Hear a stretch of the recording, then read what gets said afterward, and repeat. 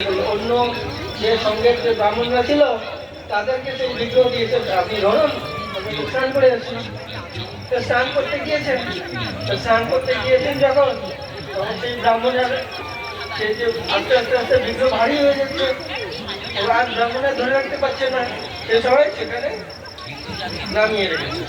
যখন নামিয়ে রেখেছেন, আসার পরে জগদীশ করে ফিরে আসছেন, ফিরে এসে তোলার চেষ্টা করতে উঠছে না। ভগবান বলছেন, দেখো আমার সঙ্গে তো চুক্তি হয়েছে, আমি আপনি সেখানে না, আমি কোথায় নামালে আর আমি সেখান থেকে উঠবো না। তো সে তখন থেকে যশোরে যে ওই চাকদার কাছে যে জগন্নাথ আছে, শুধু জগন্নাথ আছে ওখানে, কিন্তু বলদেব সুভদ্রা নেই। আপনার পারলে ওখানে যাবেন, যে ভগবান জগন্নাথ যে লীলা করার জন্য তখন থেকে সেখানেই রয়েছে। তখন সেখান থেকে তখন জগদীশ পণ্ডিত ওখানে একটা ছোট মন্দির করে সেখানেই রয়ে গেলেন। তো ভগবান কখন কিভাবে প্রকট হবেন সেটা ভগবানের ইচ্ছায় হয়, আমার আপনার ইচ্ছায় ভগবান চলে না। জগৎপতি ভগবান জগন্নাথ উনি ওনার ইচ্ছায় চলে, আমাদের ইচ্ছায় চলে না। তিনি ওনার ইচ্ছে হয়েছে যে আমি একটু বাইরে দেশে যাবো। তো প্রভুপাদ যখন ইস্কন প্রতিষ্ঠা করেছেন, ইস্কন প্রতিষ্ঠা করার পরে কোথায় গিয়েছিলেন? আমেরিকায় গিয়েছিলেন, সবাই জানি। কোথায় ঘুরবা? তো সান ফ্রান্সিসকো ছিল, ওখানে ছিলেন। ওনার সেবিকা ছিলেন কে? মালতী মাতাজি।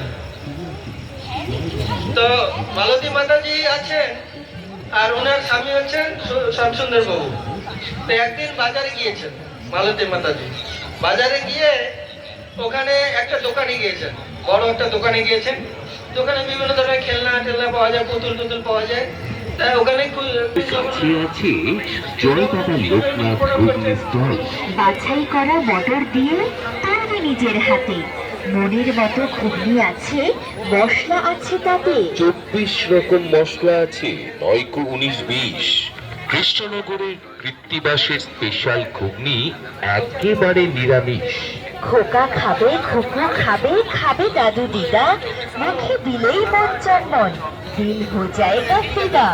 এই মেলাতে এলেন যারা, সবারই নমস্কার।